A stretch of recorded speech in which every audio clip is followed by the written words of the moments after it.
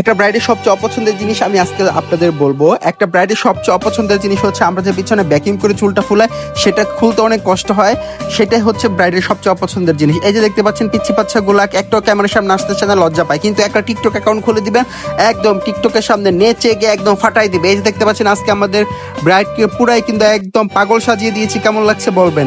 আসলে সব ব্রাইডদের কি এরকম ব্যাকিং করার সময় পাগলের মতনই লাগে। প্রথমে এই সময় কেউ দেখলে তো ভয় পেয়ে যাবে, একদম পুরা একদম পাগলনি হয়ে যায়, কিন্তু যখন চুলটা সেট করি, সেট করার পরেই কিন্তু ফুল লুকটা চলে আসে। এবং ব্রাইড কিন্তু বলতেছিল যে দাদা সুন্দর করে করবা, সুন্দর করে করবা, বিকজ এই ব্রাইডের কিন্তু একটা ইচ্ছা ছিল, বললো যে তুমি মেকআপ যেভাবে ইচ্ছা করতে পারো কিন্তু হেয়ারস্টাইলটা আমার মতোই হবে। এই যে দেখতে পাচ্ছেন আজকের ব্রাইড যদিও সময়ের জন্য বেশি শুট নিতে পারে না, কিন্তু খুবই সুন্দর হয়েছে, একদম পুরা লক্ষ্মীর প্রতিমার মতো লাগছে।